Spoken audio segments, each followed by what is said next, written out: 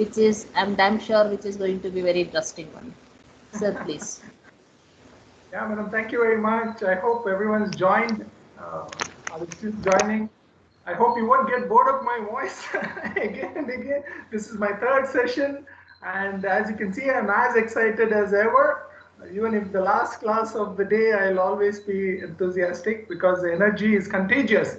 I feel if you're enthusiastic and energetic in the classroom, it's contagious, and students derive energy from that as well. So we always have to have a smile on our face and keep the class energetic, enthusiastic, and with sense of humor, as I was telling yesterday.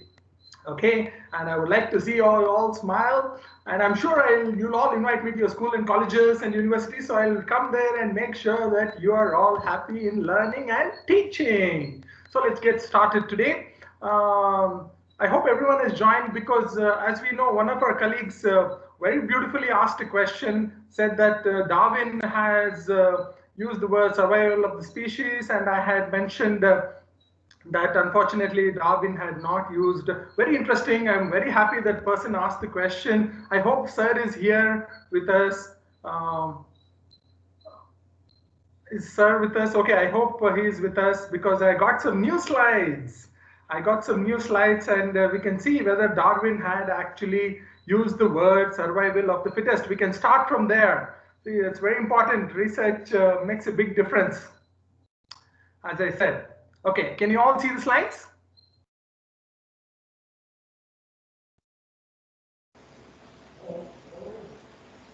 No, sir, it's not visible. Yeah, now it is visible, sir. Yeah. Now I'll stop it and start it again because I have to include video also in it. There is an option where it says include system audio, and today I have some audio for you as well. Okay, is it visible now? Yes, sir. Okay, lovely.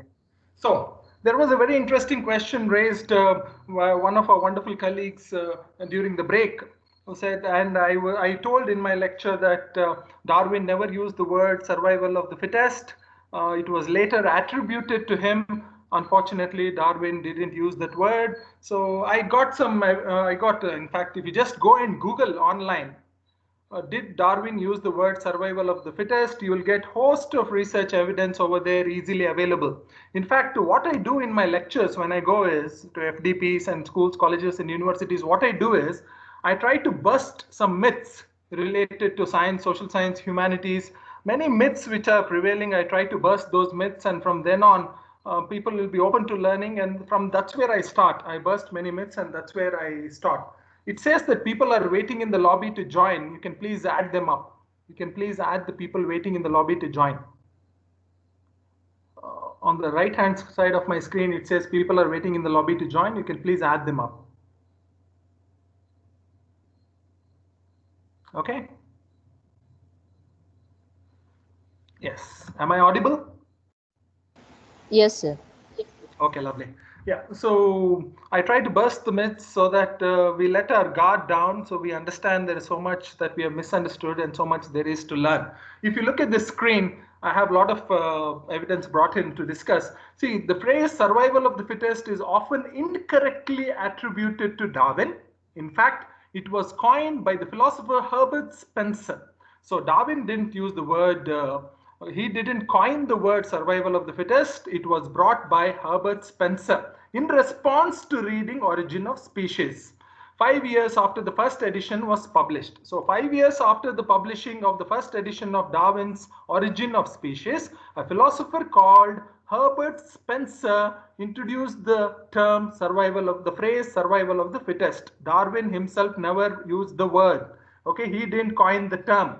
Okay, Alfred Russel Wallace actually, whose own theory about the mechanics of evolution was almost identical to Darwin's, he wrote to Darwin in 1866 with a lengthy criticism of Darwin's term natural selection. So what Alfred Russell did was, Darwin, why are you using the term natural selection? You use the term survival of the fittest. He forced him, but Darwin didn't coin the term survival of the fittest. The term was coined by Herbert Spencer. It was not in Origin of Species. Okay, I hope that's clear. I have some links for you here, and look at it carefully. it's very important as researchers, as professors, we should know these things. The fittest can be most loving and selfless. Fittest doesn't mean strong and powerful, aggressive and violent. Not the most, because it is misinterpreted in that manner. Darwin didn't use it, but people who used it later misused it. So that's what they've given explanation. In any case, what happens in nature does not justify people behaving in the same way it's been told. The phrase survival of the fittest, which was coined not by Darwin, but by the philosopher Herbert Spencer, is widely, even Herbert Spencer's survival of the fittest is misunderstood. Forget Darwin never using it. Even Herbert Spencer using survival of the fittest is also misunderstood. It is being told. There is a lot more to evolution than natural selection. Just the survival of the fittest. There must be all population of replicating entities and variations between them that affect fitness. Variation that must be heritable. By itself, survival of the fittest is a dead end. See, by itself, survival of the fittest, dead end. Business people are especially guilty of confusing survival of the fittest with evolution. I repeat once again, business people are especially guilty of confusing survival of the fittest with evolution. All authentic sources I have brought, even Cambridge University has its own site on this. If you look at this here, Cambridge University has its own site on Darwin's fake Darwin, because how people have misunderstood Darwin, how he didn't use this term, it is given here. Cambridge University's Darwin Project. Okay, fake Darwin. They have created a website. I've given the link. If you are interested, you can please look it up. Then, what's more, although the phrase conjures up an image of violent struggle of survival, in reality, word fittest seldom means the strongest or the most aggressive. Next, even BBC link I have given here. If you're interested, you look up. BBC has made a wonderful video, how Darwin's survival of the fittest, why our understanding of survival of the fittest is wrong. It is very interesting. In this video also, they tell how Darwin didn't use the term at all. Then, what we see in the wild is not every animal for itself. Cooperation is an incredibly successful, as I was telling, cooperative development. Cooperation was an incredibly successful survival strategy. Indeed, it has been the basis of almost dramatic steps in the history of life.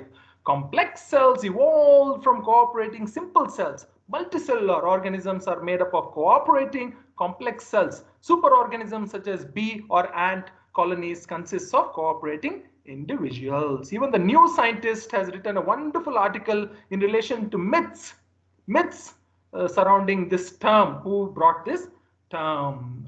Last article in relation to this, NBC News, a famous news channel, NBC, has made a wonderful article in relation to this. The fantastic article you should read.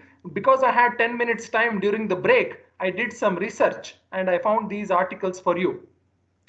So yes, teachers have to think on their feet and find things when needed. Charles Darwin did not only coin the term phrase survival of the fittest, it was invented by Herbert Spencer. In fact, he argued against it. Who? He means Darwin. He argued against it in On the Origin of Species. He wrote, they're quoting Darwin, it hardly seems probable that the number of men gifted with such virtues could be increased through natural selection, that is, by the survival of fittest. Terms like bravery and sympathy.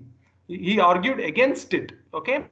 Darwin was very clear about the weakness of the survival of the fittest argument and the strength of his sympathy hypothesis when he wrote, those communities which include the greatest number of the most sympathetic members would flourish best. Very carefully you read this. Sympathy hypothesis. Those communities which include the greatest number of the most sympathetic members would flourish best and rear the greatest number of offspring. What Darwin called sympathy, in the words of Paul Ekman, today would be termed empathy, altruism, and compassion. Since Darwin's fieldwork and writings, researchers from various fields have supported his perspective. Biologist and theorist Edward O. Wilson, who is known for his studies of ants and bees that have yielded insights into human existence, has shown that our evolution from tribal into a global society increasingly favors compassionate and cooperative over callous and competitive approaches to human interaction. Something that should be nailed into our head.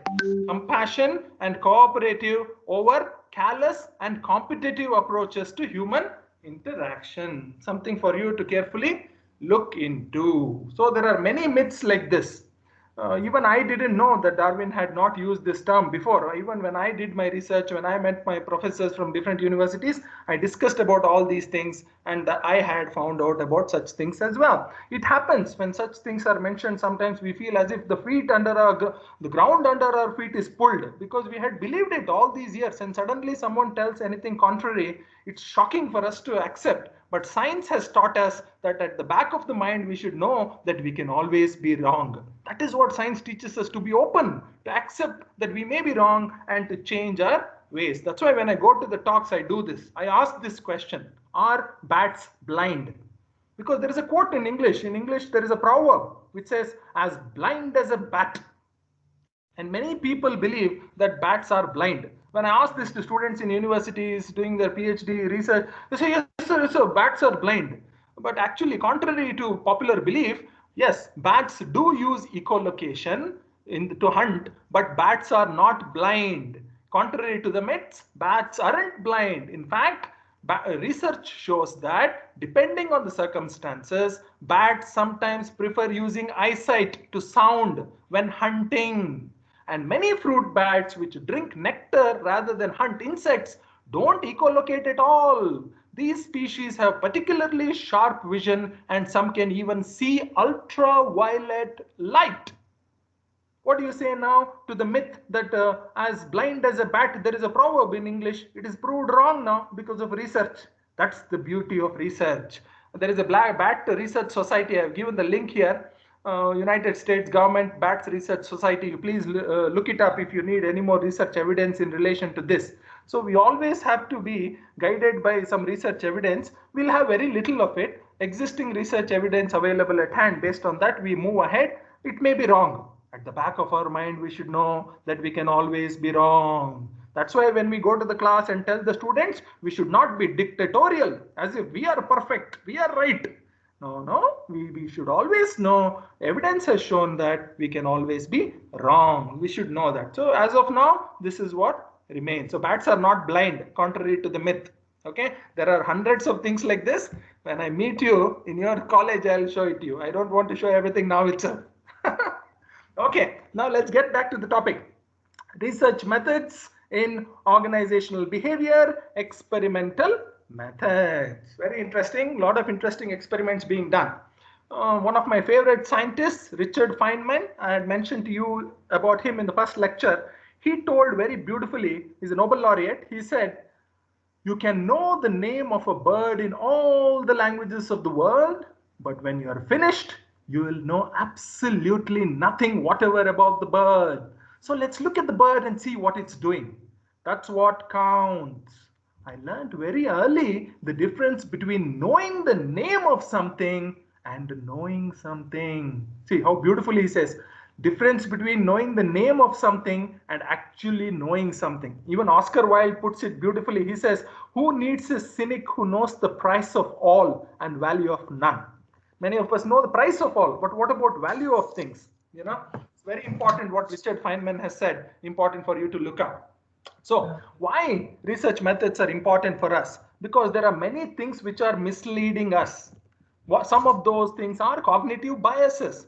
There are different forms of cognitive biases which mislead us. One of the cognitive biases is group thinking, belief bias, courtesy bias, anchoring effect, availability heuristic, bandwagon effect, status quo. What is heuristic, for example? Cognitive bias, we say heuristics. What is heuristic? Human brain uses shortcuts to find answers. It tries to avoid labor. For example, if I have to come home, I don't always open up Google to come home. I have it in my brain, so my brain doesn't take any stress. Sometimes you're so used to turning right or left while going home that so easy, without even calculating it, without even thinking about it, you do it. Okay, so easily you do it many a times. So that's what is heuristic. But heuristics has strengths, but heuristic also has weaknesses. It includes a lot of biases, preconceived notions. So sometimes heuristics will give us the wrong conclusions, wrong answers. That's why we have to try and overcome these different forms of cognitive biases. And the first way to overcome cognitive biases is accepting that these different kinds of biases are present in our mind. Knowing that knowing, knowing that unknowingly we may have all these biases in our mind. Some people knowingly have biases, that's a different thing. But many a time people unknowingly, they have these biases in their brain. So accepting that these biases may exist and rationally, critically, logically trying to overcome these biases will help us reach a better conclusion, okay? More rational conclusion. I have a small clip in relation to this, and I hope this time the audio of the clip won't trouble me. Okay, let's see. Please watch this 2 minutes clip.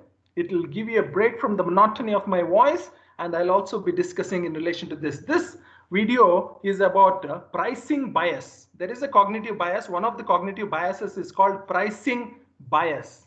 Okay, very interesting. A famous neuroeconomist called Baba Shiv, a neuroeconomist called Baba Shiv has done some interesting experiments. Even Plasman colleagues have done some interesting experiments in relation to cognitive biases which they are presenting. And they also say how deep our cognitive biases are, because many times we think that cognitive biases are only superficial. So in this presentation, they try to tell us how deep our cognitive biases may be. They try to explain in relation to this. Please watch. My name is Laurie Santos. I teach psychology at Yale University, and today I want to talk to you about pricing biases. This lecture is part of a series on cognitive biases. Congratulations, you've just won a raffle, and your prize is a bottle of wine. Here are your choices. Option number 1 is a lovely bottle of California Pinot Noir that costs $20. Option number 2 is another bottle of Pinot Noir from the same region that costs $50. Which would you choose? If you're like most people, you probably went with the more expensive wine. People tend to pick the most expensive option, whether their choices involve wine or meats or even cassette players. What's a bit weirder, though, is the fact that we still like higher-priced goods, even when we know that the price is totally arbitrary. One experiment that showed this bias at work was done by the neuroscientist Hilke Plasman and her colleagues. They allowed people to taste a glass of wine from 2 bottles that were labeled as either $10 or $90. What they didn't tell participants, however, was that the 2 bottles were identical. They contained exactly the same wine inside. Even though the wines should have tasted identically, people reported liking the wine with the more expensive price tag even better. It seems that merely labeling one thing as more expensive makes us like it more. We seem to be confusing a good's price with its value. See, confusing price with value. Just labeling something as expensive makes us like it more. Very interesting. Why is that? We should like it more if it is good. But just because it is priced higher, why do we like it more? That's a very interesting bias. Let's see when it is looked into in detail what happens, you see. This confusion is what's known as a price effect. Simply telling someone that something costs more makes them like it more.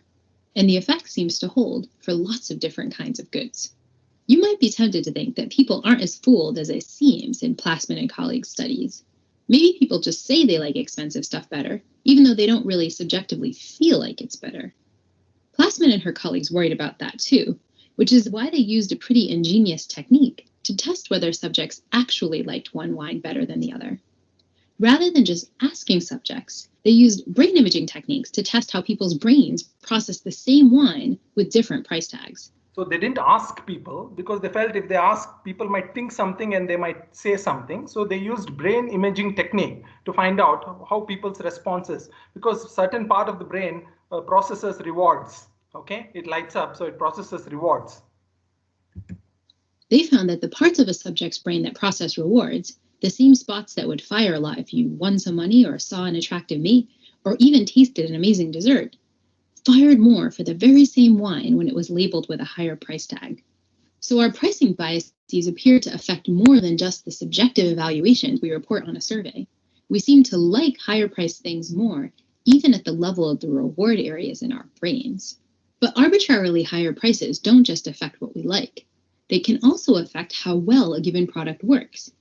The behavioral economist Baba Shiv and his colleagues let people pay different amounts for an energy drink and then tested how those drinks worked. Did they make people more or less energized? Shiv and his colleagues found that people reported feeling more energized after drinking the very same energy drink with a higher price tag. But they also did better on a set of mental acuity puzzles. Somehow, participants really were more energized after a drink with a high price tag than when drinking an identical drink with a low.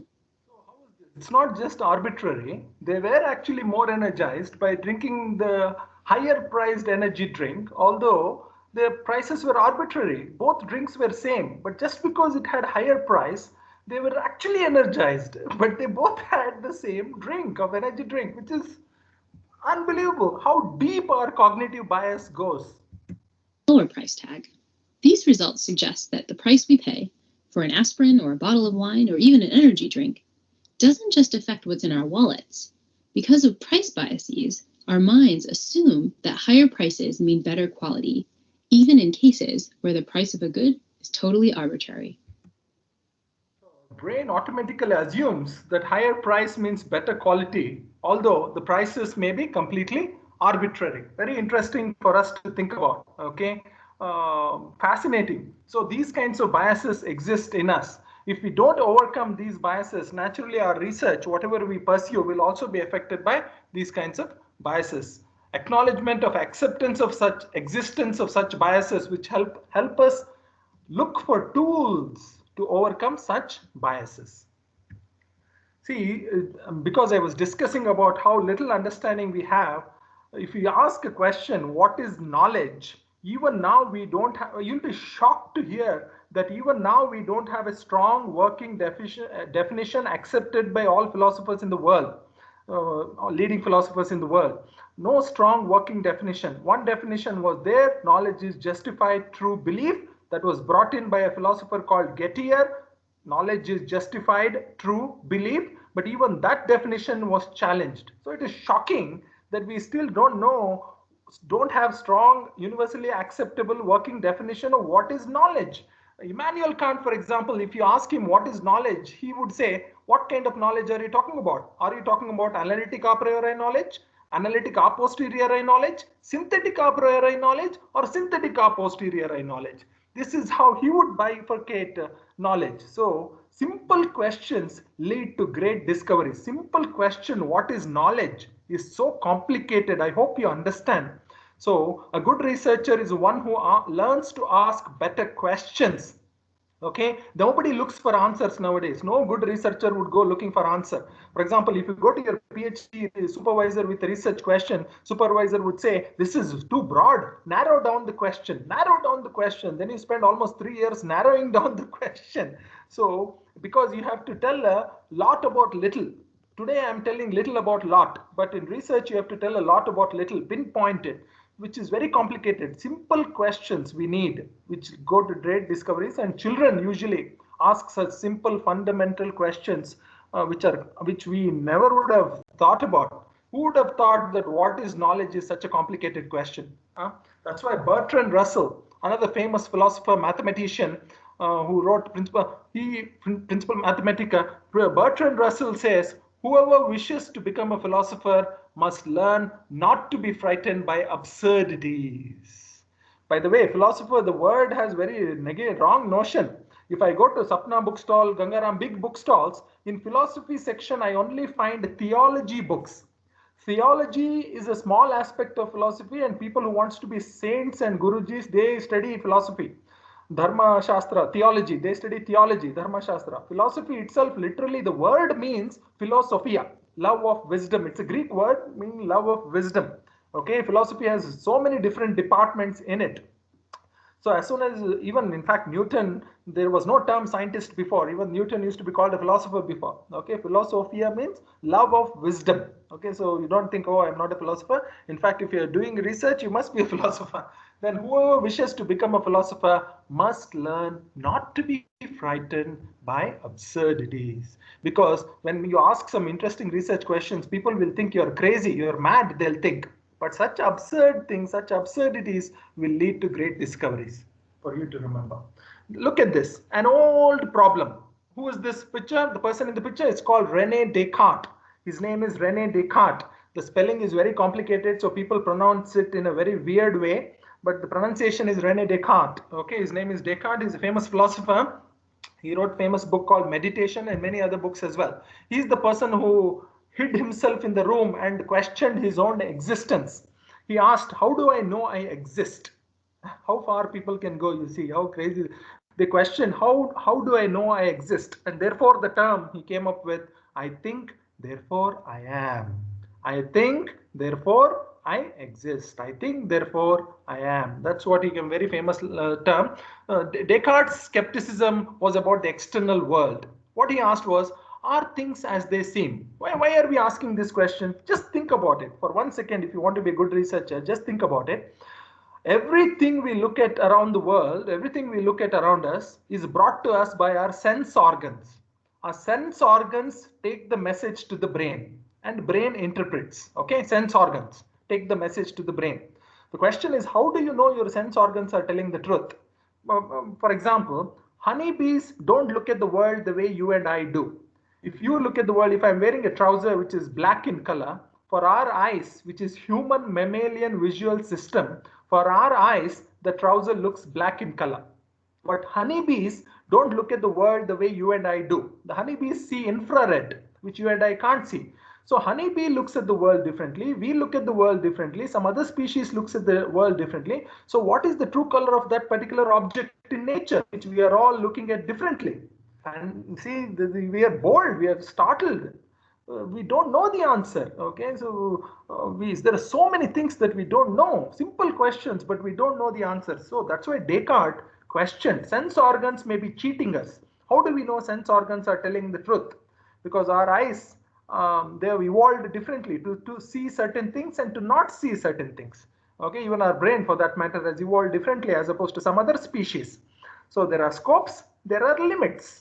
Okay, we can't see the world the way birds do or some other species does.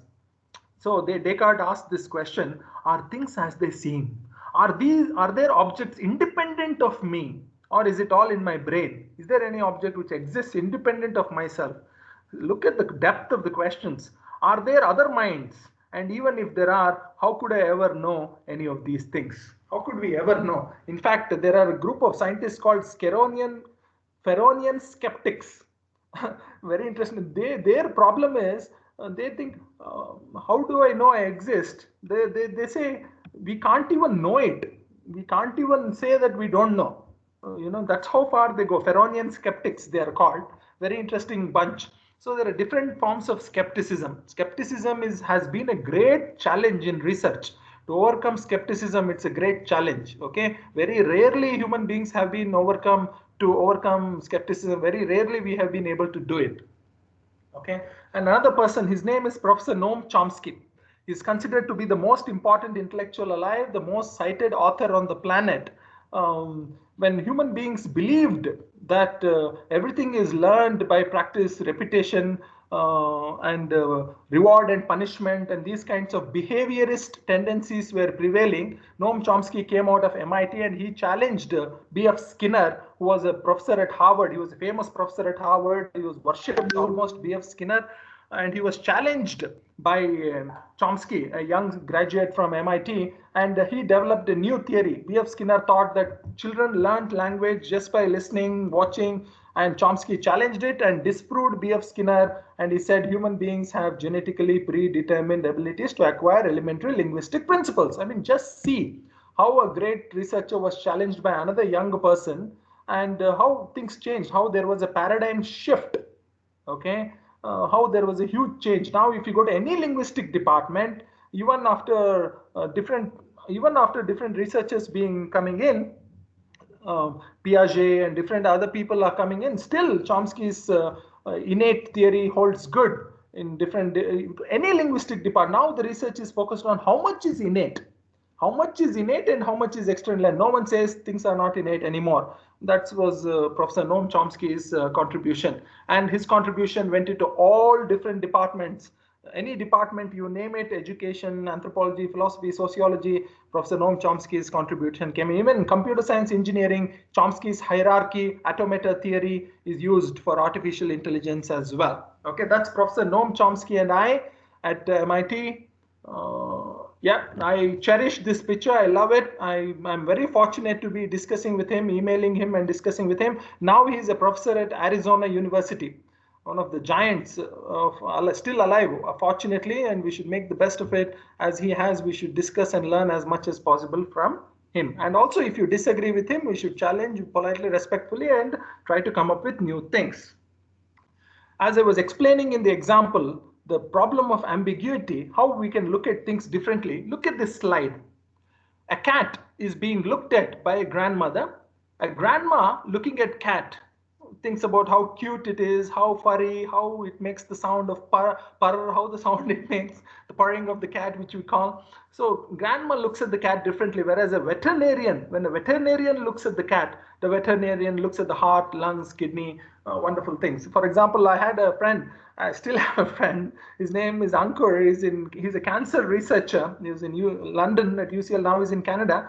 I used to talk to him and tell him, Ankur, my heart aches if I say as a joke something. He said, heart is a pump. Get over it. He used to tell me, because it's true. Heart is just a pump. Everything happens in the brain, and the brain sends messages to everywhere. But if you look at the Bollywood, all the songs are about the heart. Like Mera Dil Toot Gaya. If you toot gaya, then you'll be dead. You won't be alive. But all the songs are about the heart. But heart is just a pump which pumps blood. Everything happens in the brain, and brain interprets and sends the messages. That's how we look at things differently. Perspectives differ. Okay, by the way, there is something called as gut brain, which also gets Alzheimer's disease, even gut brain. Okay, gut brain and the brain, which very interesting things about human beings.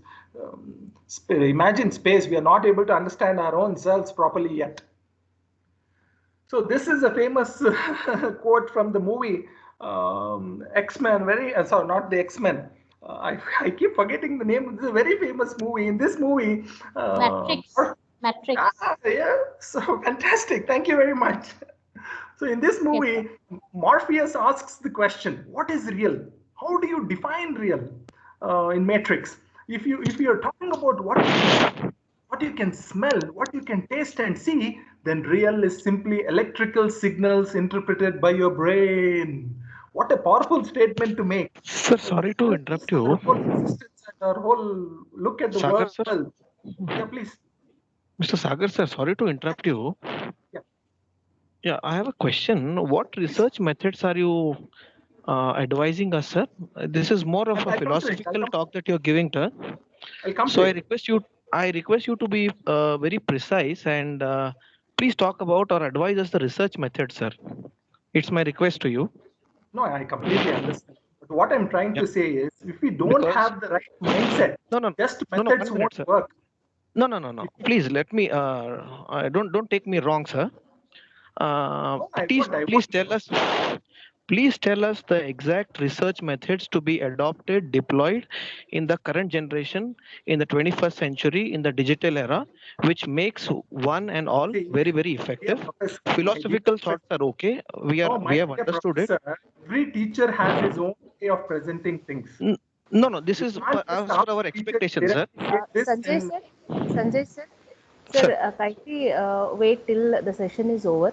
Later on, you can just ask him, if you have any doubts or something. So, no, I appreciate what the professor is asking. Let him continue with what is. Yeah. If a student says, you just tell me this and not that, it's not okay. Every teacher has their own method of presenting things. Okay? If methodology is not clear, then methods won't work. In fact, I feel methodology is more important than methods. Okay, so I am trying to bring them all together as much as possible. So every teacher has their own way of presenting things, and you should have patience to deal with it. Okay, maybe if you think I'm a terrible teacher, then that's fine. But then I have my own way of presenting things. If you're not happy with the way I am presenting, you can give it in the feedback.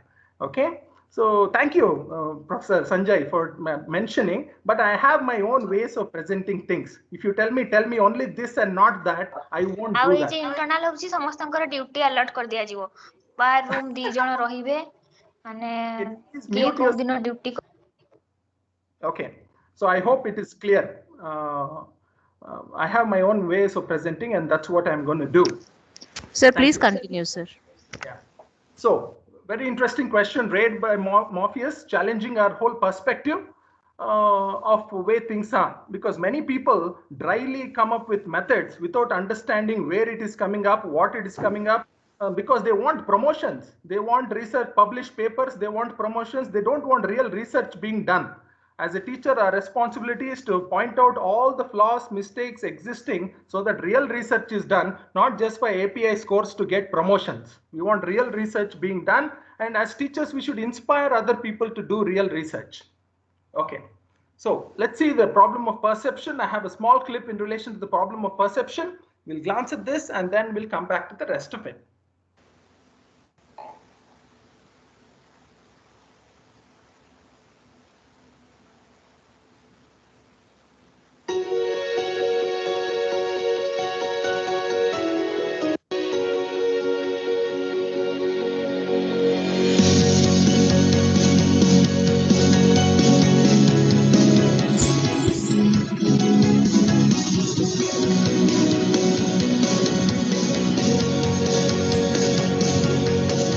The perceivers factors, please glance at it, because many of us don't know what is perception, and we develop methods based on perception without understanding what is perception.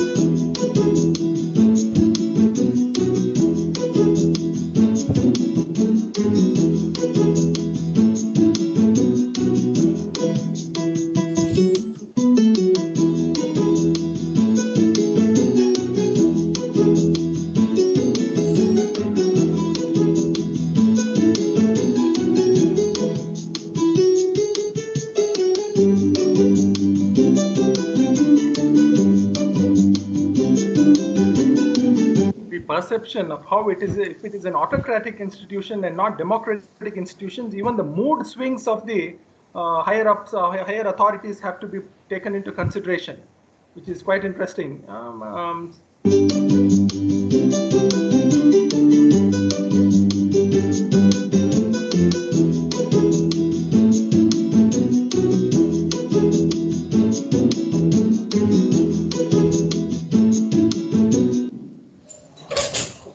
Problem of perception has always been a serious problem in research. Problem of perception has created serious, because as I said, everything that we perceive comes to us from our sense organs and it can be misinterpreted. Hence, we need some fundamental foundation when we are pursuing research. Okay, fundamental foundations. If you're a researcher, anyone will ask you, what is your axiological position? They'll ask you, what is your ontological position? They'll ask you, what is your epistemological position? What kind of methodology are you using? And finally comes the methods. Okay, so directly you can't jump into methods. You will have axiological position. If somebody comes, imagine you have PhD. Somebody comes and asks you, what is your axiological position? Based on what axiological position have you pursued your PhD? Then what will you tell? Will you tell that, no, I did this, I did that? No, you have to be able to explain it in this manner so that it's easier for the person to understand what methods are you properly using. What is axiology studies? Axiology studies what kind of value system have you incorporated in your particular research, because knowingly or unknowingly lot of values come into your particular research. Okay, maybe you have not seen the value bias in your research. You have to go through what value bias you have incorporated in your research. Otherwise, it won't be clear. Then, what ontological position? What does ontology study? Ontology studies what exists. How do you know something? How do you know something exists? Unless you answer the question of ontology, then it won't stand any value unless you have answered the ontological question. Then, what knowledge basis are you building your research on? What is the nature of knowledge in your research? Many a times I am shocked and amazed that these questions are not asked around here, which is unbelievable, because these questions have to be asked.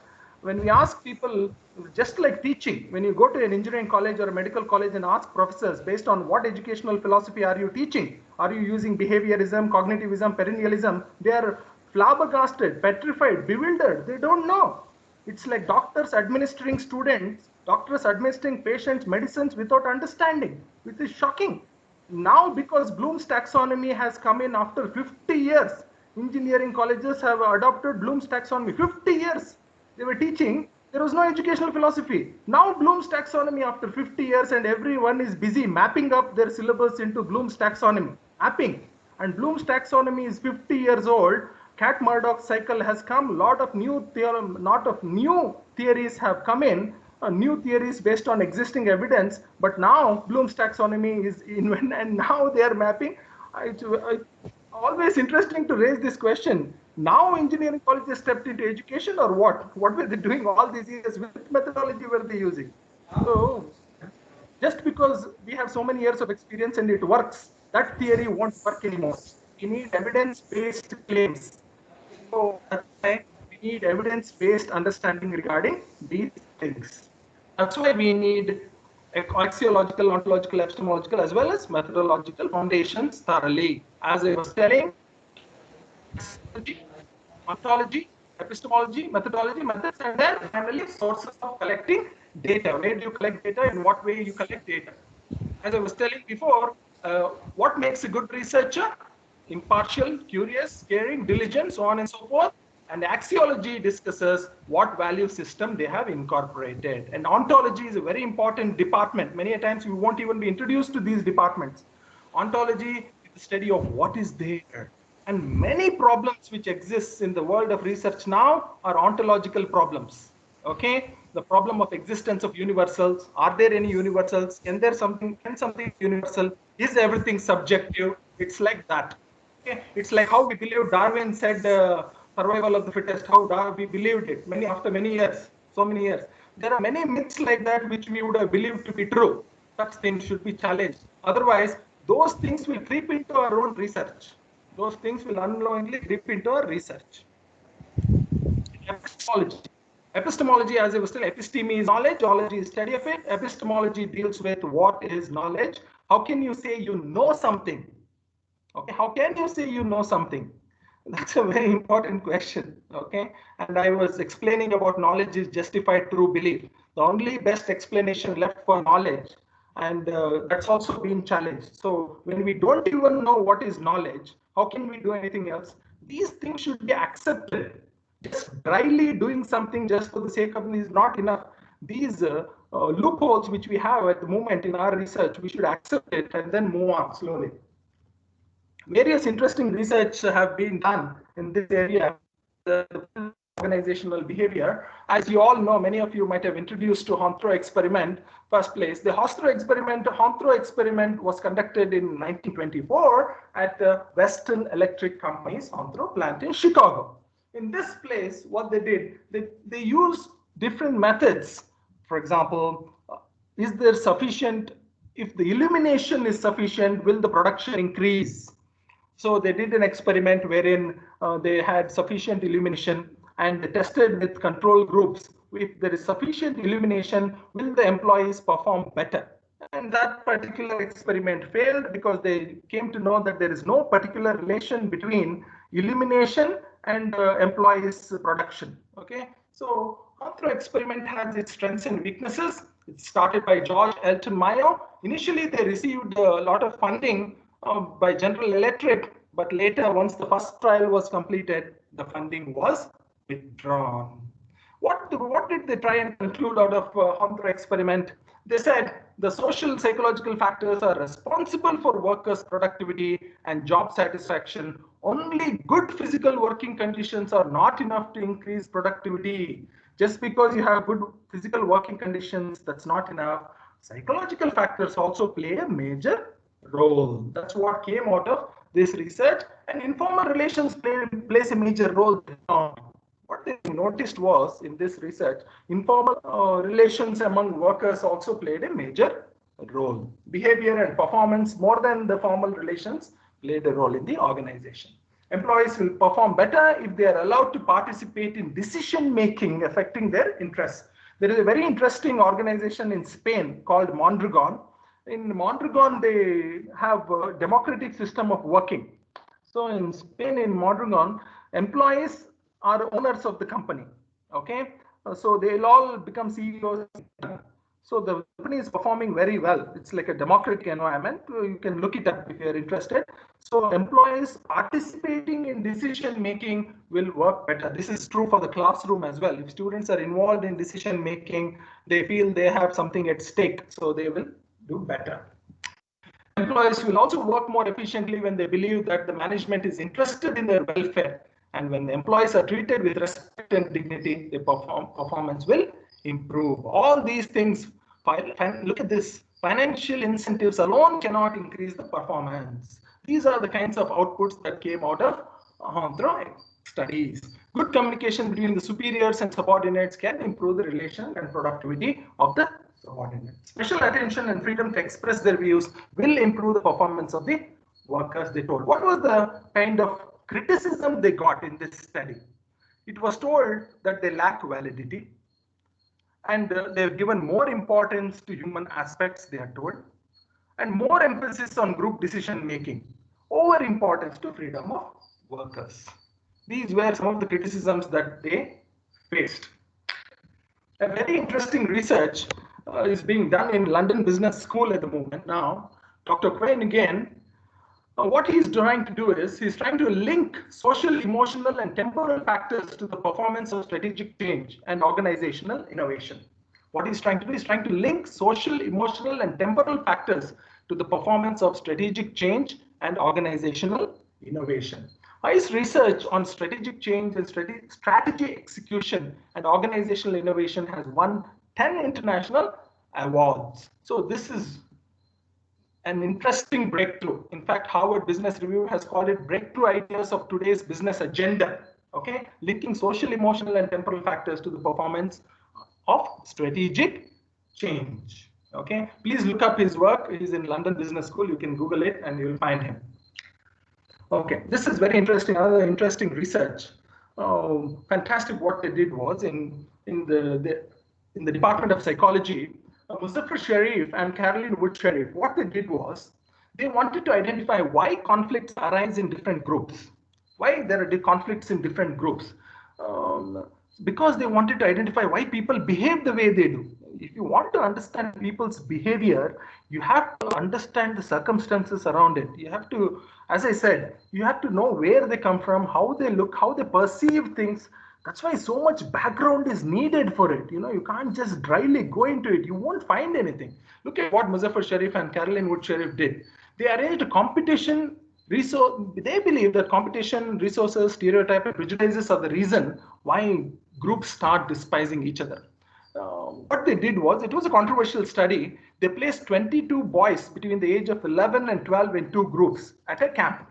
This was an experiment. 22 boys between the age of 11 and 12 in two groups at a camp in the Roberts Cave Park in Oklahoma.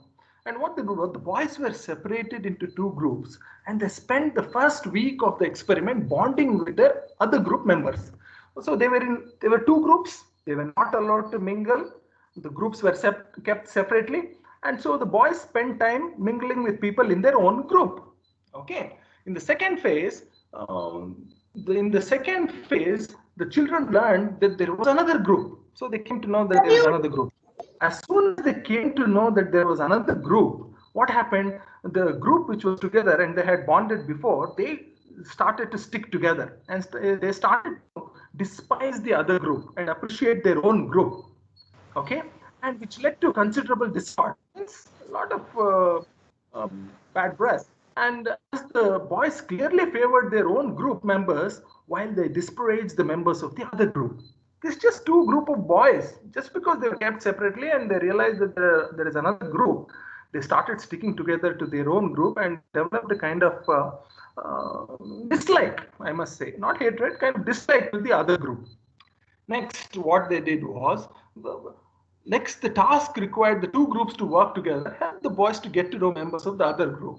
So when they helped these two different groups to come together after competitions and everything, when they started cheering for their own group, later when these two groups were brought together, when the two groups started to understand each other, get to know each other better, then their dislike towards them decreased.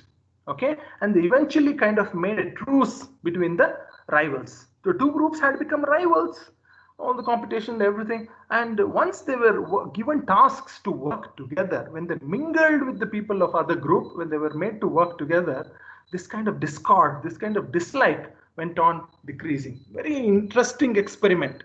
Just two groups of people. I'm not even talking about two different countries. I'm talking about people of two different groups.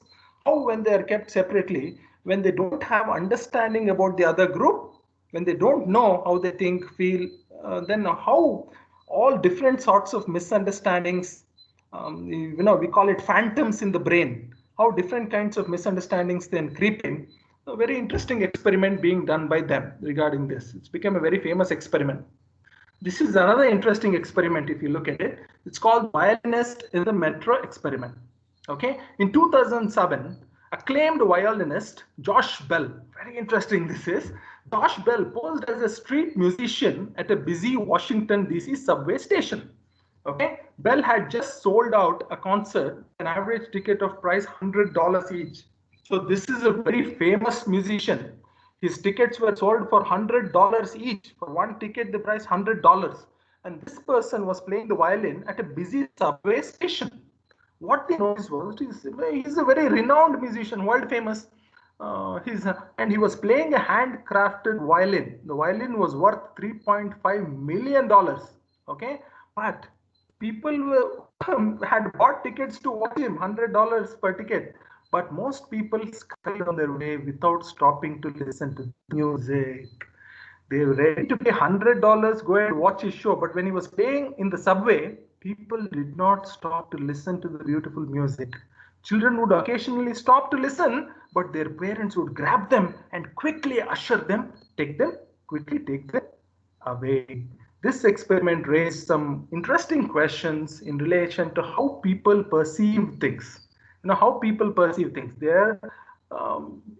Do they really go to listen to music that he is playing, or do they go there because he is famous? He's been marketed like that, so he's been made famous. That's why they think the music is good because a famous person is playing it, or because if it was just music, if they had taste of just music, and if they would have been interested in music, they would have listened to him playing at the subway. So a lot of interesting questions raised in this experiment. These are all very important experiments being done. Okay, look at the piano stairs experiment. People have certain habits, and it's very difficult to overcome the habits. Okay, people have very different habits, and it becomes very difficult to overcome certain habits which they have. Look at it here. Hello, am I audible?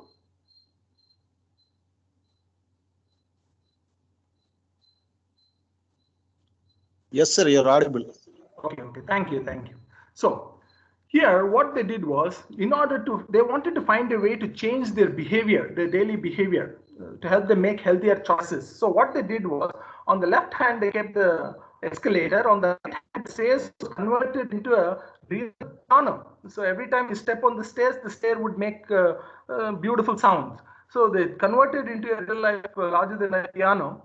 So many people, how many of them? It's 66% more people took the stairs instead of escalator. Very interesting experiment to show that if things can be made interesting, people will change their age-old habits. Okay, they might be used to going comfortably on an escalator, But since this was more interesting to step on the stairs and it made wonderful sounds, beautiful sounds, people stuck to listen to beautiful music. They use stairs instead of escalator. Okay, so how this adapt even to our classrooms for that matter. If classes are made interesting, passionate, humorous, then students would find a way not to bunk the class and go to the movies. They would bunk the movies and come to the class if they are made interesting. Very good experiment. A lot to learn for us teachers from this particular experiment as well. And, these are all behavioral experiments conducted by wonderful psychologists, okay, which give us very good insights about human behavior. Very wonderful experiments being conducted, which is something, this is especially the marshmallow test experiment is also fantastic. It was conducted by psychologist named Walter Mischel. Series of experiments she conducted. So what she did was, she used to, children between the age of 3 and 5 were placed in a room, okay, and she kept marshmallows and cookies in front of them. And before leaving the room, she used to tell them that if the first treat was still on the table after 15 minutes, then she would give more treats. Okay, she would keep some marshmallows and some cookies on the table, and she used to tell the kids that if you remain in the same place, we'll give you more treats after 15 minutes. And they followed this up. This was such a long study. What they noticed was the children who delayed gratification, means who delayed eating, who delayed the gratification of eating sweets, who delayed that areas in life, including academically. Their SAT scores were better.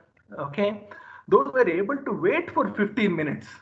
It demonstrated that they could do better, means that control, that self-control to wait with patience. Those children who did so ended up doing better in life. Okay, very interesting.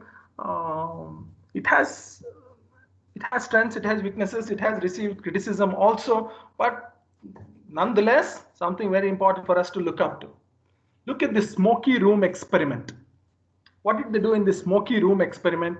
Very interesting experiment, denoting a lot of interesting things about human nature. If you saw someone in trouble, do you think, would you try to help? What would you do? If you see someone in trouble on the road, we try to help. But very interesting what they denoted in this research. What they say is, whether we would help someone in trouble or not is highly dependent on number of people present. Okay, so what happened was, they kept people in the room, and suddenly participants were asked to fill questionnaire. When they were filling the questionnaire, the room started filling up with smoke. Okay, they gave questionnaire to the participants. Participants started filling the questionnaire, and while they were filling the questionnaire, the room started filling up with smoke. Okay, participants, what basically the research denoted was, participants who were alone filling up the forms got up slowly and went to report smoke. But the participants who were with others, okay, they did not respond well, and some others will just continue to write. So if you are alone, you feel like you should do something, but if you are not alone, you always depend on others to do something. Okay, as that very interesting output. So when something is happening, but no one seems to be responding, people tend to take their cues from the group and assume that a response is not required. Okay, because everyone else is standing, everyone else is simply sitting. Why should I get up and respond? They're taking cues from others and they're not responding. So they say that this experiment is a great example of how much people rely on the responses of others to guide their action. How people rely on the responses of others to guide their action. I'm sure you have heard about halo effect experiment. If you have not, you should please look into it. What is this halo effect experiment? Just because we like someone, we tend to believe that everything they do is good.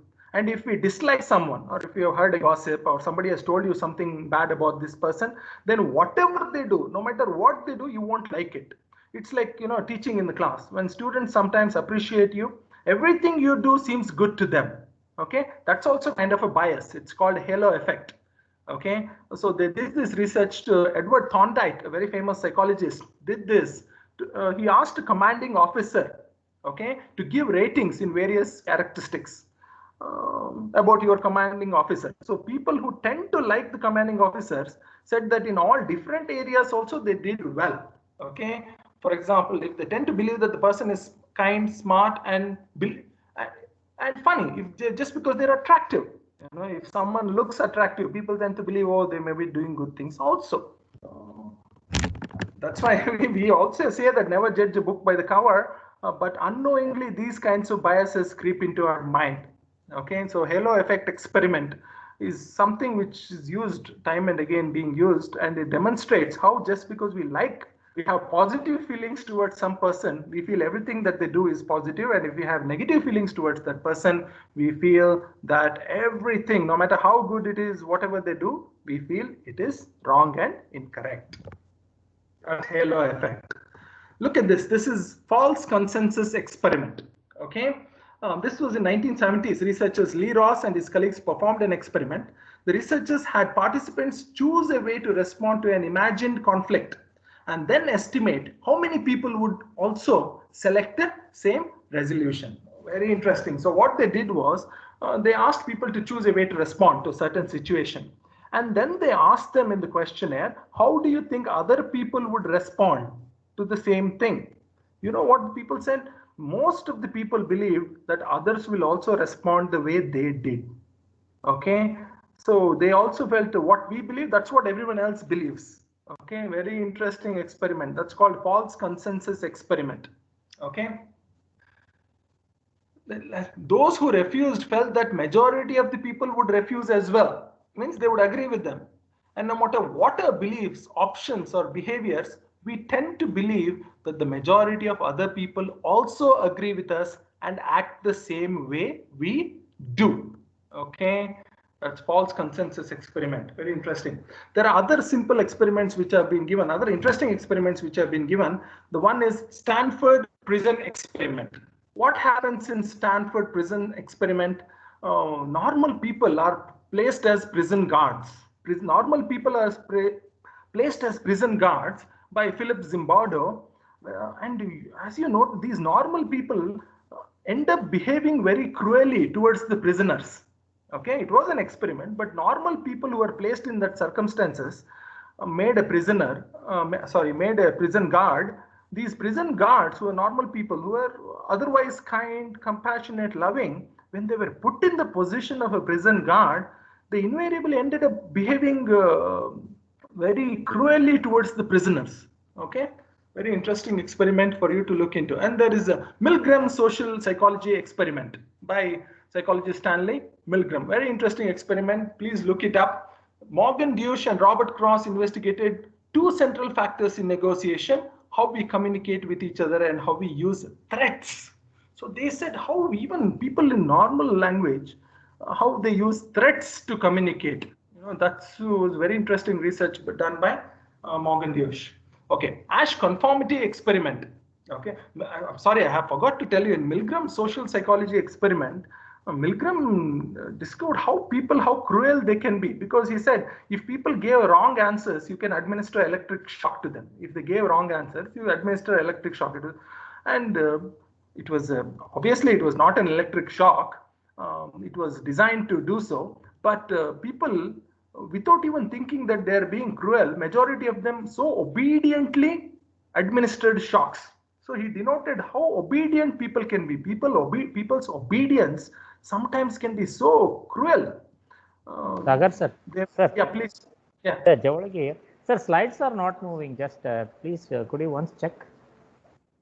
Oh, just a second. Just a second.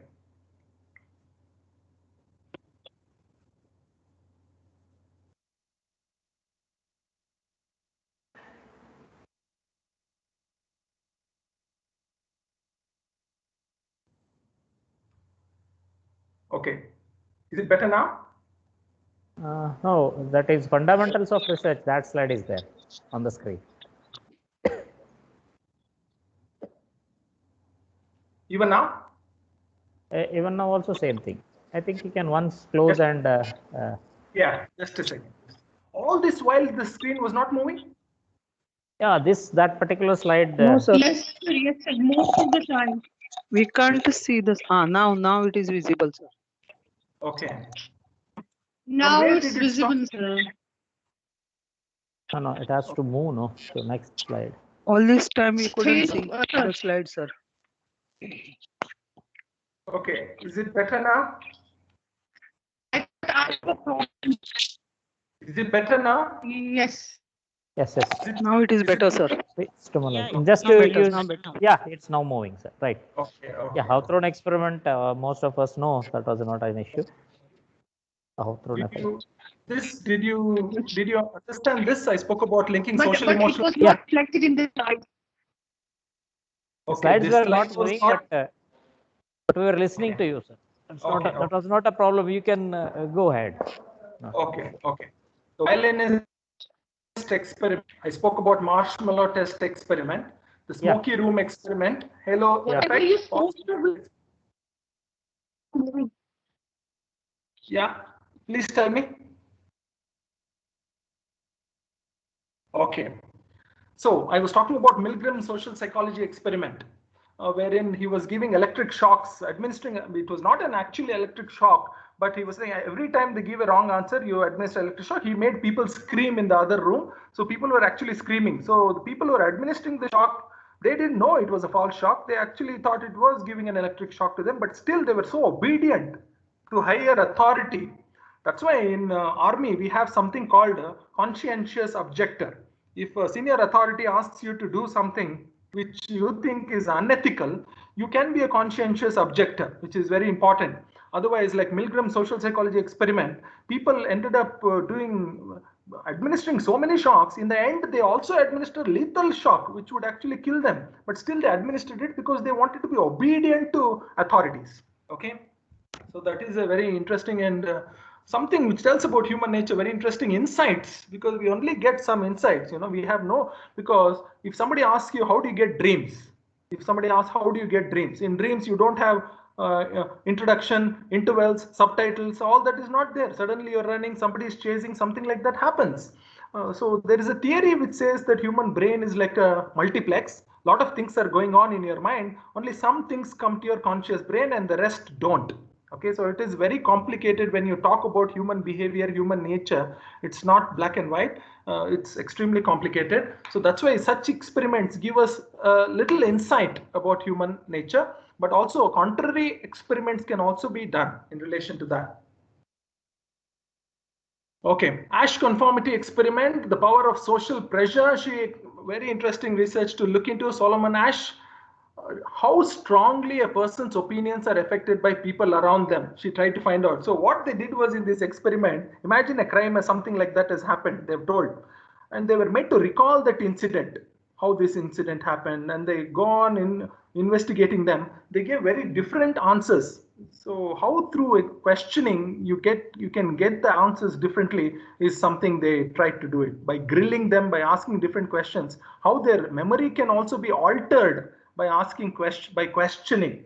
That's what they did. So they did like an interview and they questioned people.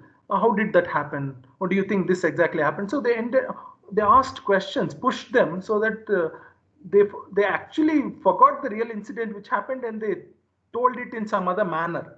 This became a very important research because even in the court, when the lawyers interrogate witnesses can give misleading answers over there as well, because of questioning.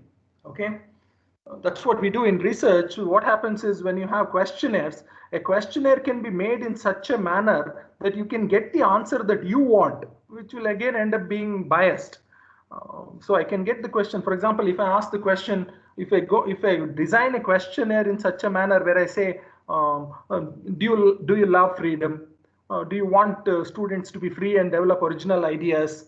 And go on asking such questions. And finally, when I put the question, are you against conscription? And then many people would say yes. On the other hand, if I go on asking questions, whether do you like discipline? Do you think obedient? And finally, if they say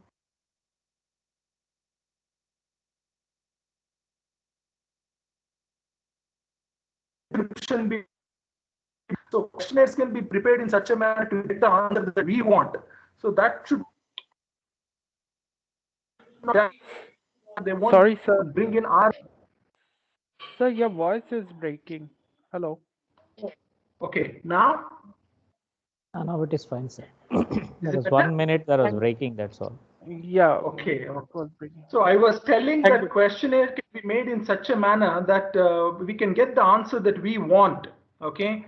So we can ask questions such as, should children need discipline? Do you think they should be more obedient? Do you think children nowadays are not obedient? And finally, do you think conscription should be made compulsory? They would naturally say yes. On the contrary, if you ask questions such as, do you think freedom is important? Do you think creativity needs freedom? Do you think creative people come up with original ideas? And then you said conscription should not be made compulsory to give more freedom, then you would say yes. So, but both are contrary, both can't be true. But questionnaires can be created in such a manner that you get the answer that you want. That kind of bias should not be allowed into the questionnaires that we prepare. Okay, that's Ash conformity is also like that.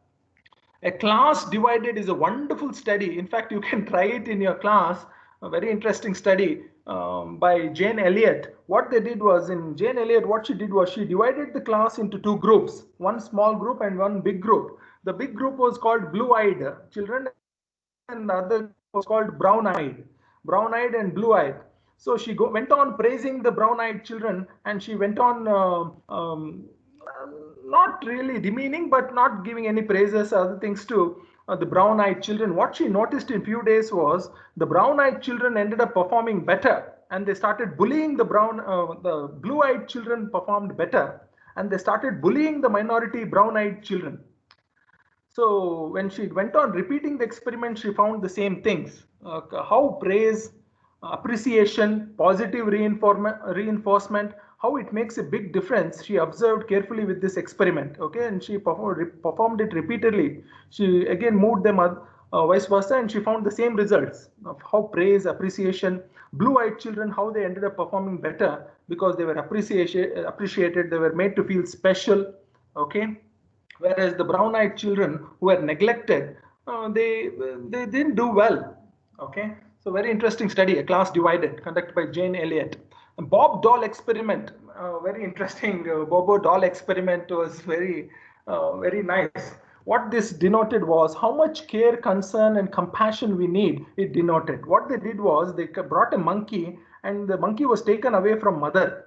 Very unethical it was. But what they did, the monkey was taken away from the mother, and two dolls were kept. One doll was made of wire, and the other doll was made of cloth, soft material.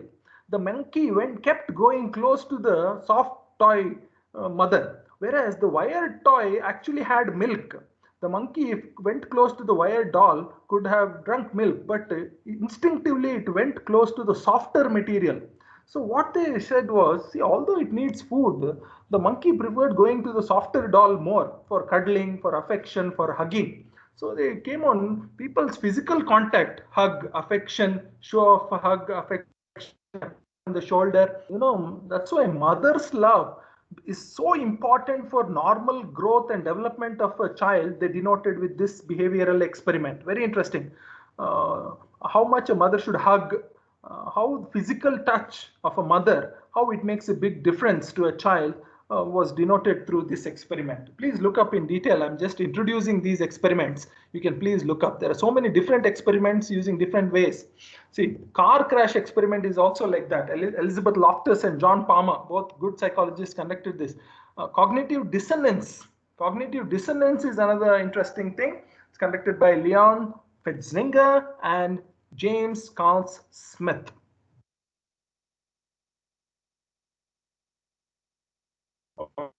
Franz looking chamber. I won't go through everything in detail. Honthro, we have already studied. Kitty Genovese cat. Okay, this was, there was a murder of a lady called Kitty Genovese. And when she was murdered, many witnesses didn't speak up. They just stood and watched because they thought someone else will call. So they stood and watched. So this, I gave an example of this, such a case before. So this triggered that if there are few people, they'll respond better than when there are more people. So because when there are more people, they would think that someone else would respond. So nobody, actually responded. So very gruesome case of Kitty Genovese. Okay.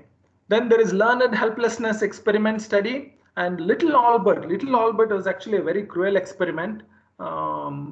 conducted where a baby was taken away from the child. I won't explain in detail, but look up. It's nice. It's interesting to look into what methods they use, why they did so. Then there is Charter and Singer experiment on emotion study conducted by Stanley Charter and Jerome Singer.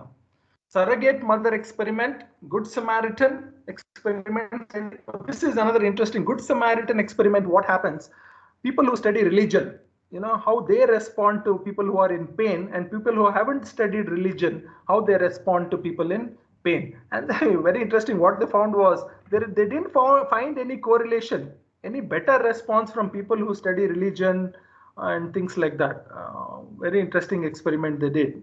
Like sometimes who are true believers, who believe in God and who believe in religion and all these things, we feel they care more. But here in this experiment, that did not happen. They found no direct relation between people who were studying religion or believing in religion. Maybe they took it as a profession as opposed to really practicing it. Or as we always say, we should talk what we walk and practice what we teach. It was otherwise. Okay. And then there was selective attention. Very interesting. We speak so much about multitasking. This experiment goes against multitasking. What they did was they asked people to watch a basketball game, and they asked people to collect information after watching basketball game. So what happened was when they were watching basketball game, they were asked to identify how many passes the players make, count the passes. So the observers were busy counting passes. And when there was actually a gorilla which came, and a person in gorilla's dress came and stood in the middle of the court, okay, and went away. But none of the observers saw the gorilla because they were so busy counting the passes.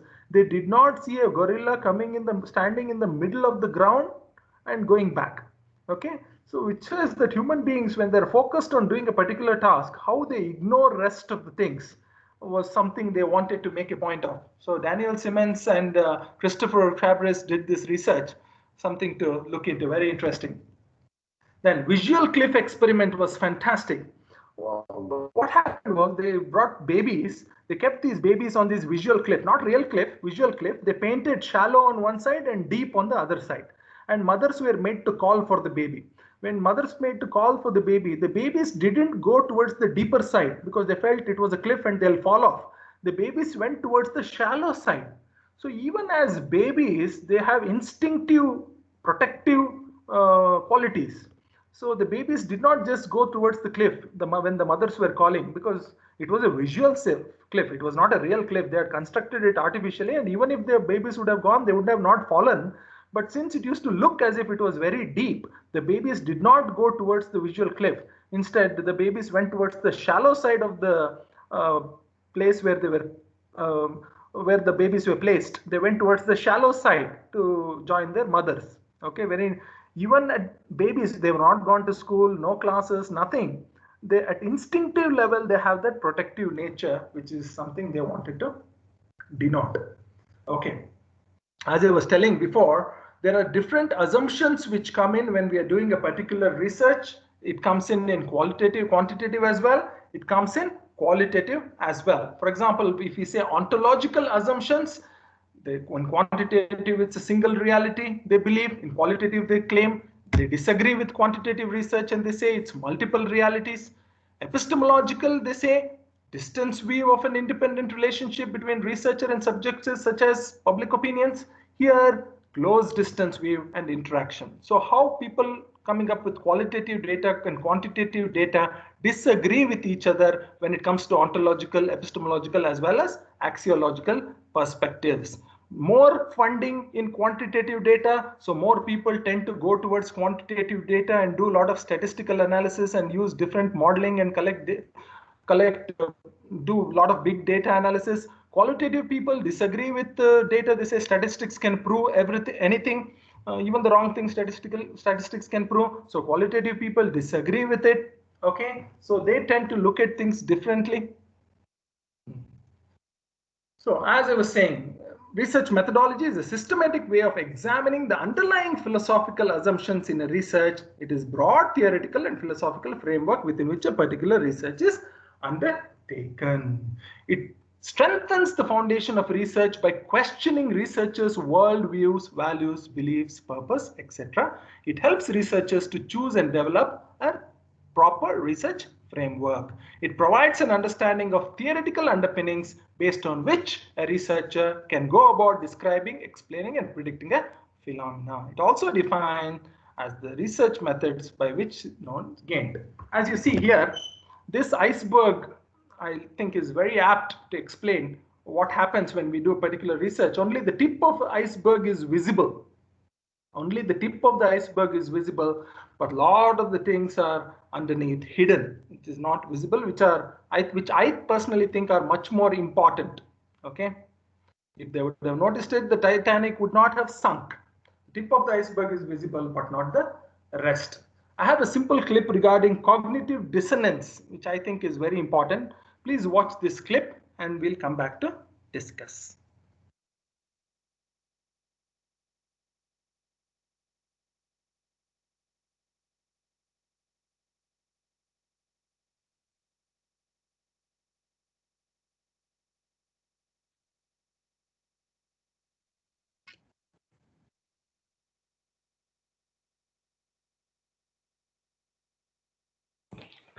So voice is not coming. Voice is not audible? No, sir. Only visual. Okay, just a second. Just a second. I think I have to do it again. Just a second.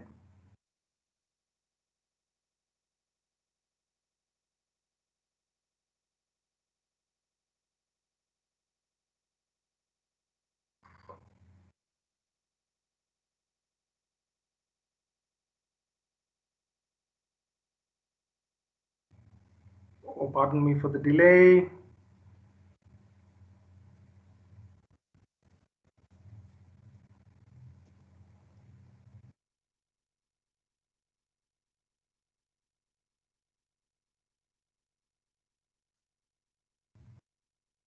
There you go. Cognitive dissonance is similar to cognitive biases, but there are some subtle differences, as you will watch now.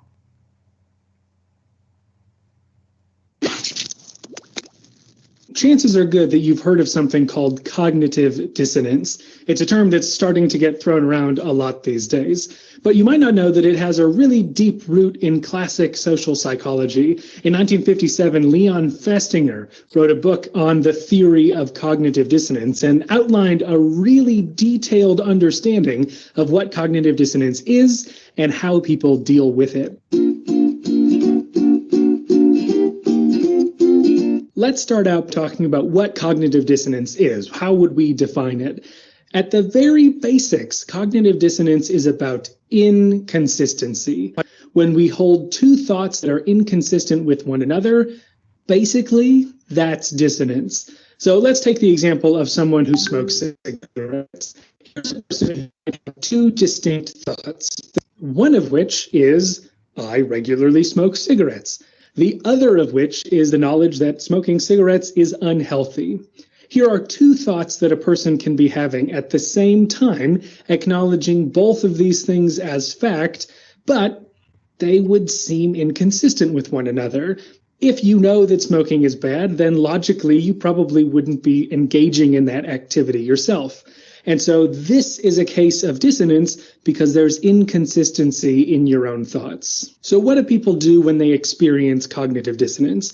Well, there are a few ways in which Festinger said that you could resolve the inconsistency as a way of resolving the dissonance. First, you can change one of those thoughts. So in the case of the smoker who realizes that smoking is bad and also that he is a regular smoker, he might change one of those beliefs and go, smoking's not that bad. It's actually not unhealthy to smoke.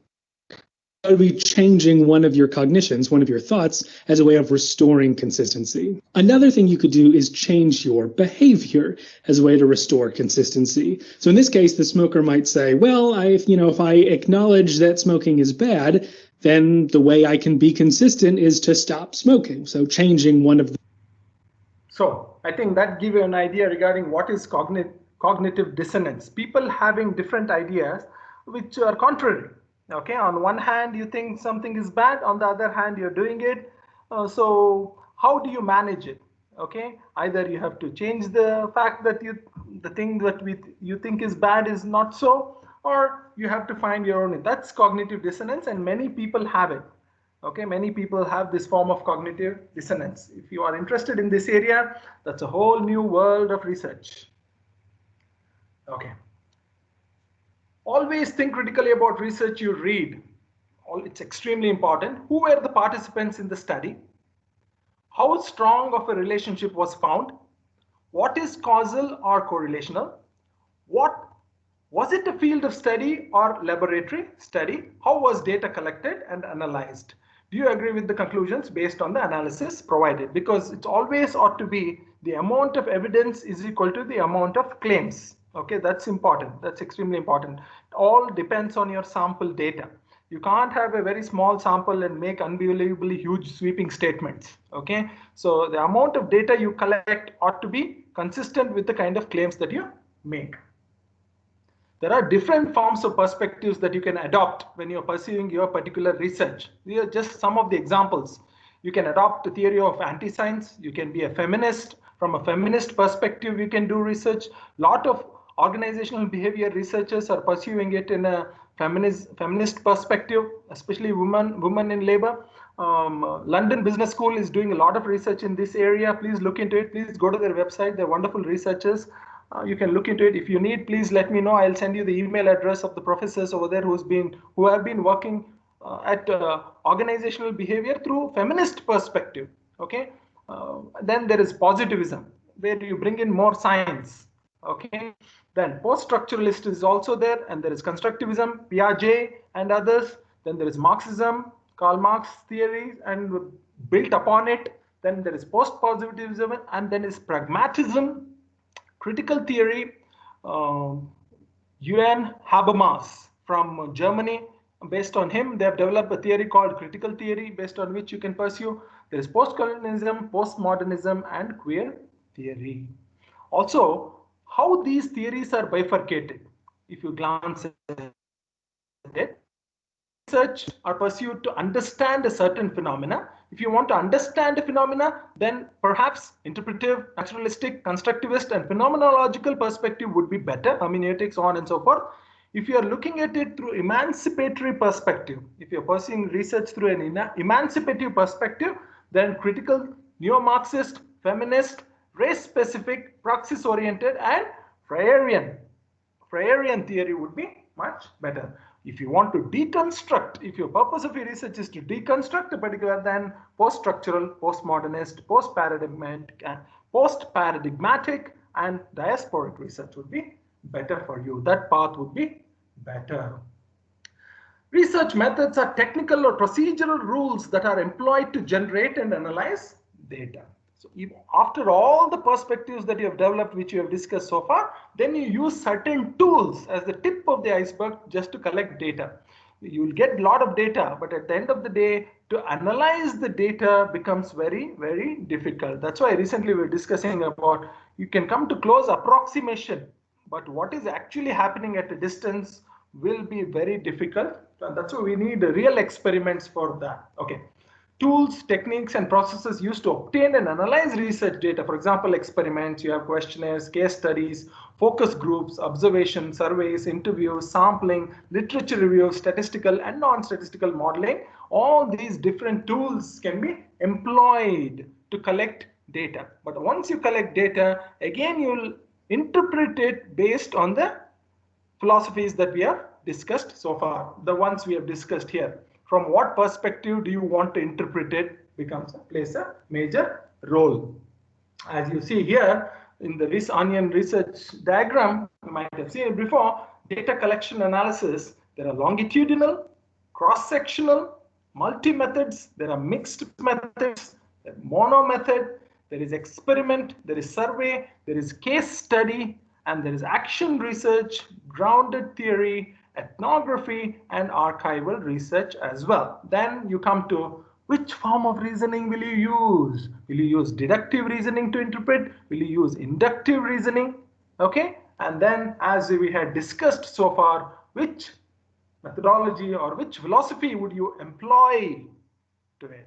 Is it be positivism, Will it be realism? Will it be interpretivism? Or will it be pragmatism? That has to be looked into. There was another, I won't show you this clip, there was human relations movement which was started. It was not like that before. The later human relations movement was started, which is an interesting study. Not enough time, so I won't discuss it in detail. But primary research, there are 5 categories and types of primary research. One is laboratory, which is experimental. Then there is quasi-experimental, there is questionnaire, observation, and as well as qualitative research, which you can do. As I said, there is a lot of difference and dichotomy between people who do qualitative research and quantitative research. Okay, qualitative research, compassionate, more emotional; quantitative, more data. Okay, it depends on how you want to look at it. Can a researcher be unbiased? Is it ever possible for a researcher to be unbiased? Is also an important question, because we saw how deep our cognitive biases go. Okay, then primary research. What do we do in primary research and experimental research? The investigator manipulates a variable under carefully controlled conditions. Okay, remember, many a times you'll be dealing with human beings. So controlled experiments in the laboratory might not be possible. Okay, but when you're dealing especially with real human beings, because you can't control the environment, the circumstances. That's why we do a lot of thought experiments. Thought experiments have become crucial in research. Okay. I think day before yesterday, I was discussing many of thought experiments with you, which helps the elasticity of our brain, gives us wonderful insights. So thought experiments are essential. Here, the investigator manipulates a variable under carefully controlled conditions and observes whether changes occur in a second variable. It's used to detect cause and effect relationships. Okay. Conditions that make a true experiment. What kind of conditions do you need to make it a true experiment? Manipulation of independent variables is needed. Random assignment into experimental conditions. It should be random assignments, otherwise it won't be authentic. The experimental group ought to be there, wherein subjects who receive some special treatment in regard to the independent variable. Okay, subject who receive special treatment in regard to the independent variable. And there is a control group, subject who do not receive the special treatment given to the experimental group. What is the logic behind it? Why do we do this? It is done so that the two groups are identical. Variation created by the manipulation, both identical groups, but just the variation we have created. Then any difference between the group must be due to the manipulation, not because of any other circumstances. Only due to the manipulation you have made, there should be some difference in that group. That we notice and take note of. Okay. Research methods in experiment. Study conducted in contrived environment. What are the benefits? What are the benefits of conducting a study in contrived environment? It provides more safety. Cause and effect relationships can be focused. You can manipulate it. You can measure it. Control the extraneous variable as much as possible. Okay. But what are the disadvantages of it? It is highly time consuming. It is time consuming. Whereas a quasi experiment, on the other hand, it's not randomized or it's unable to manipulate. Okay. So that can also be used. I have a short clip regarding decision making, which is, I think, is crucial here. Please glance at it.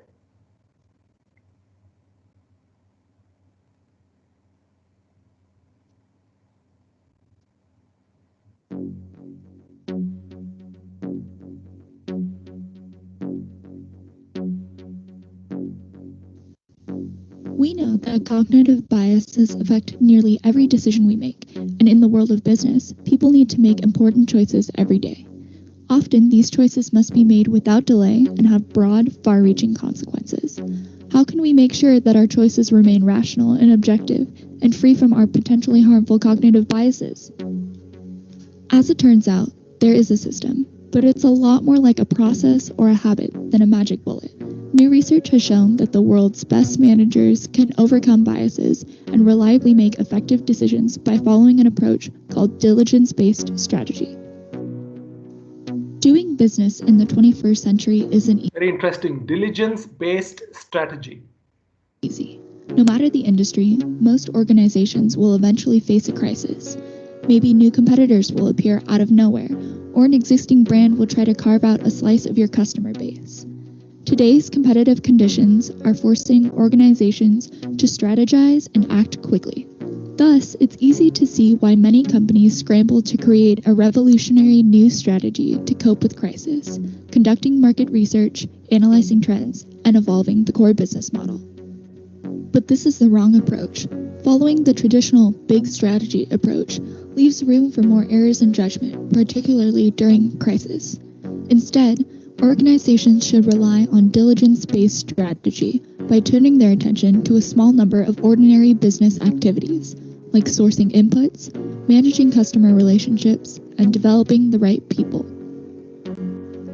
Diligence is about focusing on the fundamentals. By optimizing their operations, organizations can promote the conditions that allow for better, more thoughtful, long-range strategies to emerge inductively. Developing diligence requires a different type of thinking. The best executives attend relentlessly to what they can control. They rely more heavily on measurement and empirical evidence and less on opinions or persuasion. Think of baseball executive Billy Beane, who set a famous precedent by using advanced statistical analysis, overthrowing the more traditional methods of evaluating baseball talent.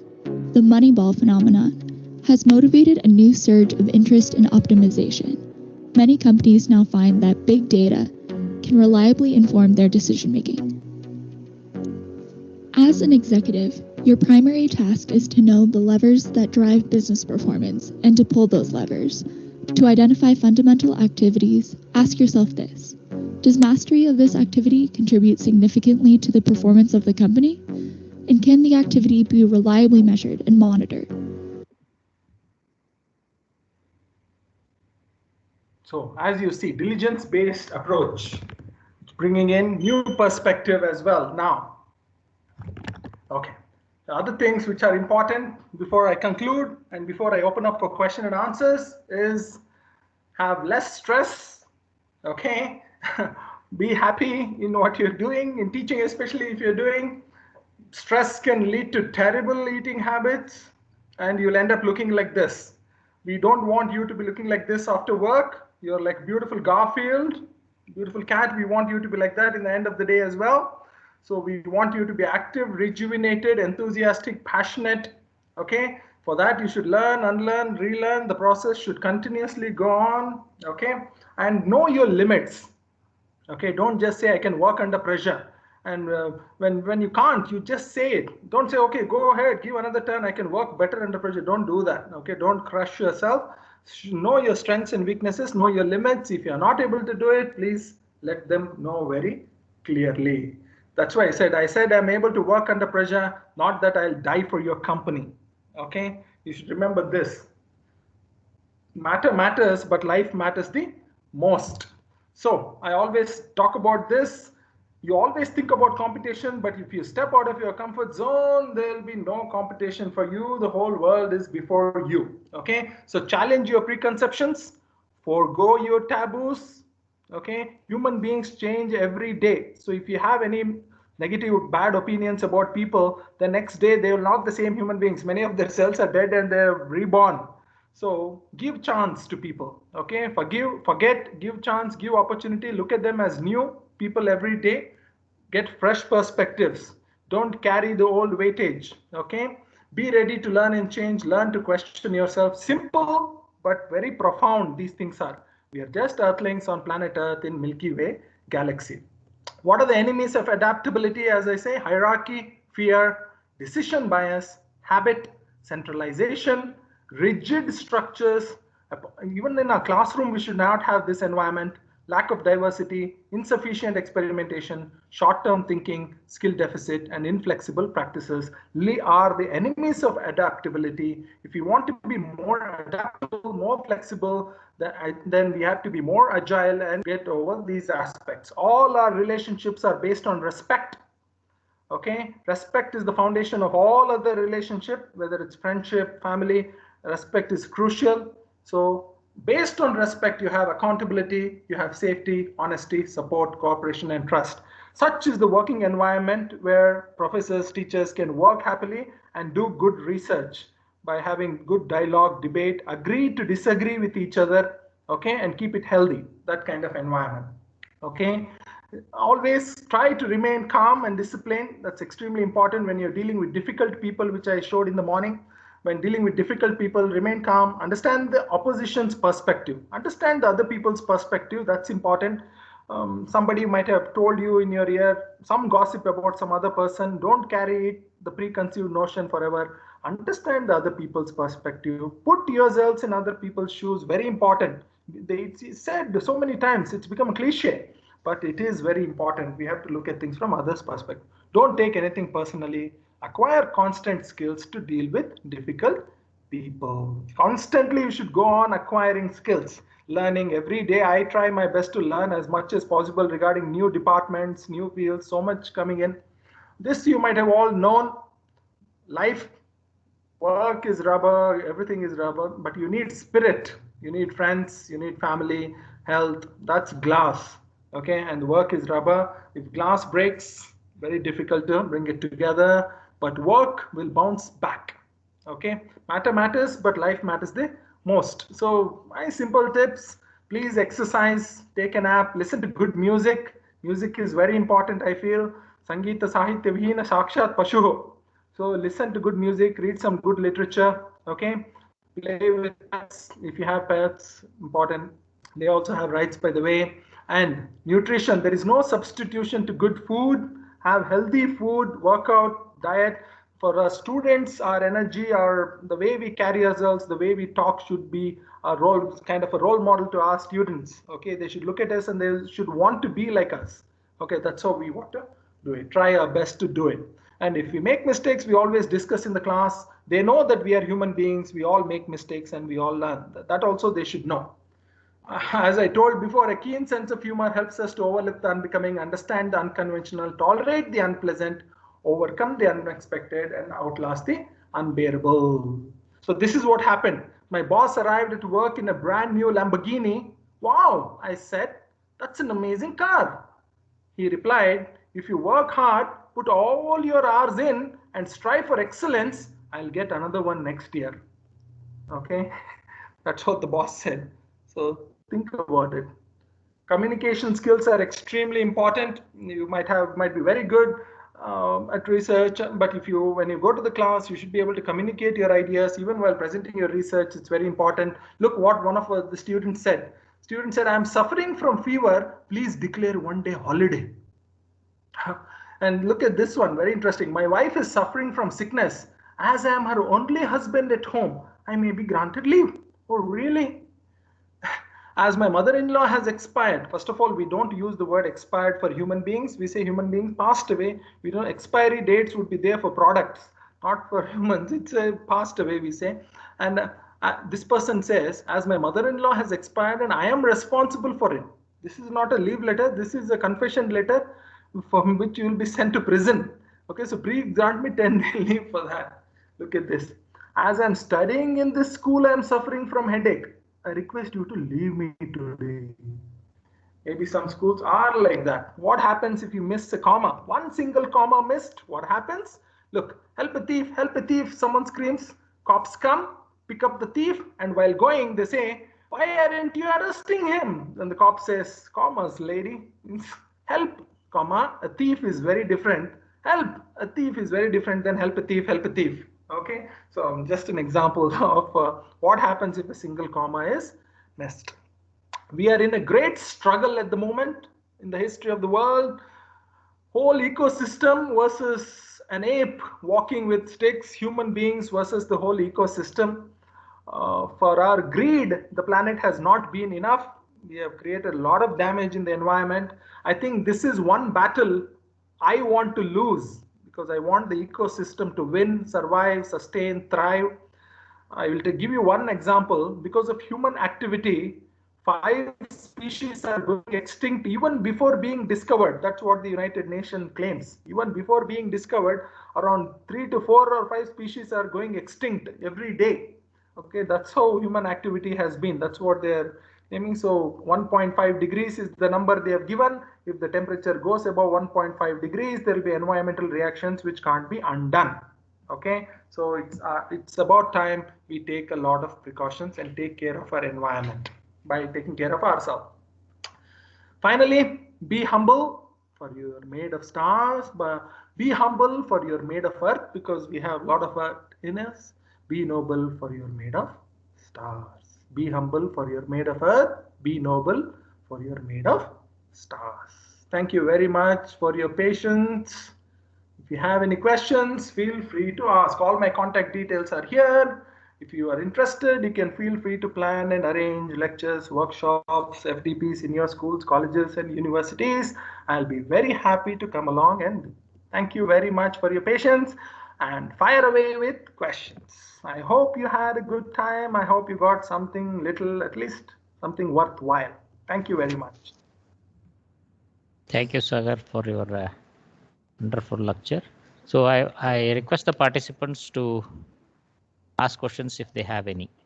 Yeah, actually, I want to know that is it possible that we can get the PPTs and the matter which Sir has presented? Yeah, I will convert it into a PDF and I will be forwarding it. All Okay, right. sir, Thank you. You can share it with Rashmi madam. So we'll Okay. distribute it to the. Thank you. Any other questions, please? Thank you. Thank you, sir, for your lecture. It was so clear. It was so here, or we didn't move any time. But because of network, once or twice it got hanged up. And I'm sorry about that. I'm sorry about the network issue. No, sir, it's not your fault. It's basically the internet problem. So everybody here was who where's the cat? It was like that. Nobody. It was like I thought it's because of I had such problem here at home, and other person may have the same thought. Maybe it's because of me. So nobody dared to interrupt you because it was so going. It was going so smoothly. Thank you very much, sir. Thank you. Thank you. Thank you very much. Thanks a lot. That means a lot. Thank you. Anything else, please? Any other questions?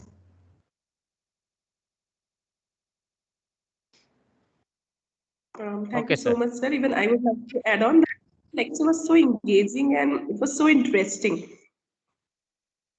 Thank you so much. Thank you, madam. I actually feel that I'm so handicapped when it's online. Otherwise, face to face, I'm always jumping around here and there, keeping everyone so active, not letting them blink an eyelid. Here, I feel so handicapped. But anyway, only intonation and voice modulation left here for us to keep you engaged. Yes, sir. Very true. Okay. If there are any no questions, shall we wind up, sir? Yeah, first I would like to wholeheartedly thank Professor Javalgi sir as well as Professor Rashmi madam, who have been very actively running up and down, organizing and arranging everything. I mean, Rashmi madam has been reminding me regarding a lot of things. So thank you very much for all of that. We have known each other for a long time. Bawalkot College of Engineering has been fantastic. I remember we had a wonderful faculty development program there. We all had a very good time. Thank you very much, madam. Thanks again. Thank you, sir. Thank you. So we'll thank you, sir, very much again for at such a 2:30. knowledgeable session. Thank you. Okay. We'll reassemble here at 2:30 or join for that matter. Okay. Thank you. Thank you, everyone.